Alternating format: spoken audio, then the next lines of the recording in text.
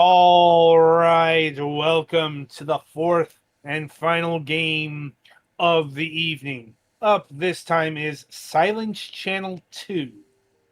Experience the terror in Silence Channel 2, a first-person horror game based on a true story.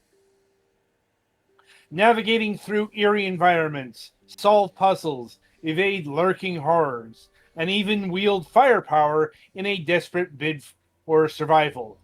Can you escape the relentless darkness in this terrifying sequel? Right, so I've been mulling on how to tackle this particular title because there was a time when this this kind of game would have been seen as the absolute drizzling shits of Steam. What do I mean by that? Um, Asset flips. Remember Yeah, that term? I can see them literally walking in the door. Right. Also, this fucking camera is giving me a headache. Yeah, this game moves like sludge. Not just that, the fisheye effect. Yeah, I think that that goes away after this prologue bit. But this actually isn't where the asset flippage really hits its stride. Oh no. That's the next section. That's when you get to the house. Because did some digging, and people have actually identified where that house has been used in another first-person indie horror title, a game called Nine Child Street. Placement's a bit different. Maybe not all of the assets are one-to-one, but like it using the same kind of shadowy figure. Saw that right off the bat in a comparison. Um, but yeah, remember when this kind of game was the most hated thing on Steam? Good times, good times. Now, honestly, people have been debating this thing on its own merits, not if, oh hey, this asset pack has been used in another game or anything like that. At Because least frankly, at least the assets they're flipping were made by actual human people. indeed. So thank you, generative AI, for lowering the bar that much. You worthless piece of shit technology. Just please fucking die already so we can move on. We both know that's not happening.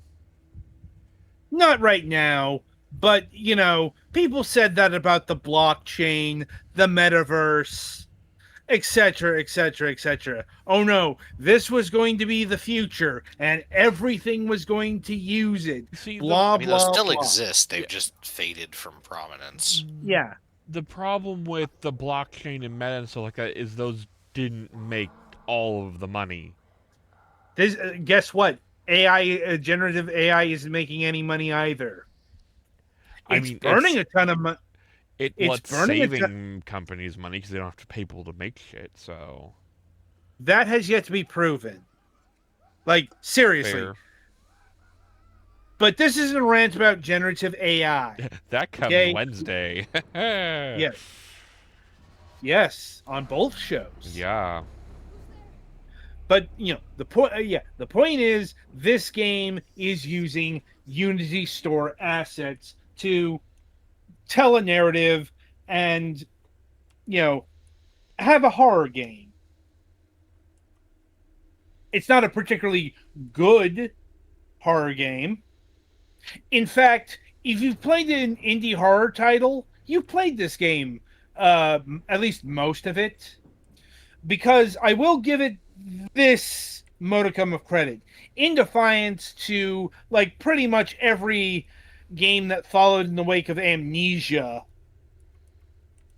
it isn't like it isn't just complete hide from the monster in the closets time. It's mostly that. Like you will be doing a lot of hiding from monsters, sometimes in closets, sometimes in the darkness and dealing with your light source.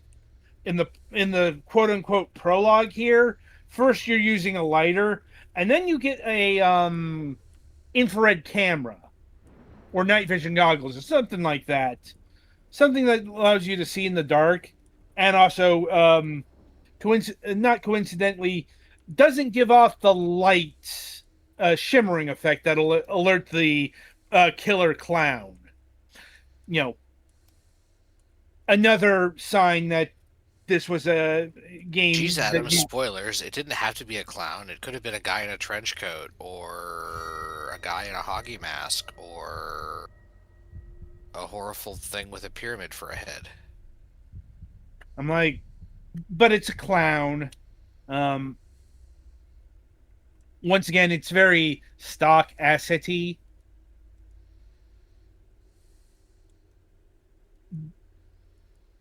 And sometimes the goal is to hide, sometimes the goal is to get to a place and avoid contact. And that fucking clown is a cheating asshole, because as soon as it sees the light source, just notice you and then you're gobbled. Yeah, also this game does warn that it has a prominence of jump scares, Yeah. like, but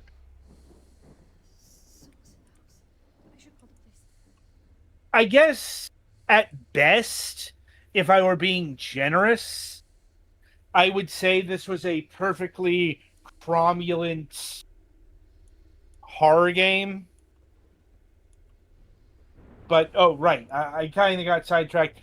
Last chapter, or at least the last accessible chapter, let's say, from the get go, has combat in it. And like, it's not particularly interesting or good combat, but it's like you have a gun, you fight, Unity mannequin things. A good time was allegedly had by all. Like I said, it's weird because this game attempts to build a narrative around these assets. Um, Once again, I don't think it's particularly successful. As for the whole based off of a true story thing, I have no idea. I don't think it is, but I can't 100% confirm or deny that. Um,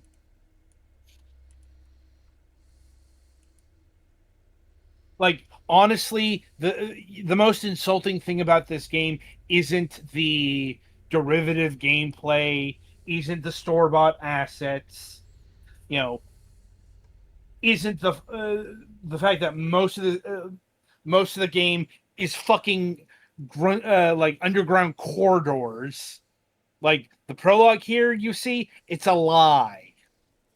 Most of the game is just nondescript, uh, grungy corridors. Mm. Like just supremely uninteresting to look at. It's the movement. The movement feels terrible. Yeah. Like it's one of those ineffable game feel things where it's kind of hard to convey just how much it feels like you're battling against quick drying cement. But that's the thing that really killed this game for me.